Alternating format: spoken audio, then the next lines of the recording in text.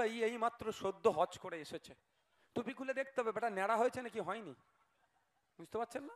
মুর্শিদাবাদে সংখ্যালঘু সমাজের মুসলমানরা বেশি বাস করে, আর আমার নন মুসলিম ভাইরা যারা থাকে তার মধ্যেও যারা পিছড়ে বর্গের দলিত আদিবাসী সমাজের মানুষেরা থাকে।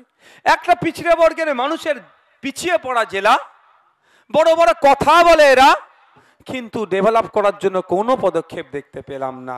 পশ্চিমবাংলার বিধানসভাতে 294টা বিধায়কের মধ্যে 293টা হচ্ছে কি বিজেমূল।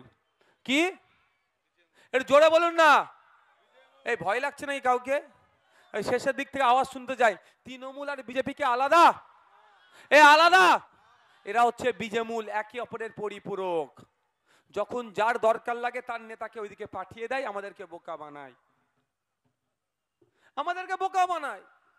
এই বিজেমূলের বিরুদ্ধে একা নওশাদ সিদ্দিকী চোখে চোখ রেখে এই মুর্শিদাবাদবাসীর পরিযায়ী শ্রমিক নিয়ে যে সমস্যা, গঙ্গা ভাঙন নিয়ে যে সমস্যা, এই মুর্শিদাবাদ লোকসভার কৃষকদের যে সমস্যা, ছাত্র যুবর যে সমস্যা, শিক্ষা প্রতিষ্ঠানের যে সমস্যা, সেটা কথা বলি কেউ আমাকে আটকাতে পারে না।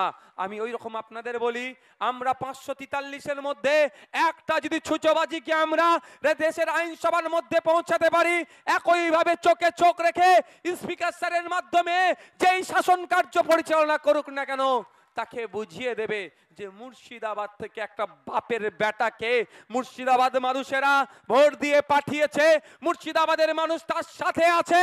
পার্লামেন্টের মধ্যে কে বড় কে ছোট সম্মান দিয়ে গণতান্ত্রিক প্রক্রিয়াতে মুর্শিদাবাদবাসীর হয়ে বলিষ্ঠ কণ্ঠে চিৎকার করবে। ভাই এই মাত্র সদ্য হজ করে এসেছে, টুপি খুলে দেখতে হবে বেটা ন্যাড়া হয়েছে নাকি হয়নি, বুঝতে পারছেন না? সুন্নতটা পালন করেছে কি করেনি দেখতে হবে। এটা ছোট মোদি চাই না। মুর্শিদাবাদ থেকে কোন লিডার হয়ে উঠুক। যারা উপস্থিত হয়েছেন একটু ভাবুন, ভাবার সময় এসেছে। আর কতবার আপনারা প্রতারিত হবেন, আর কতবার আপনাদের ভোটকে লুট করবে?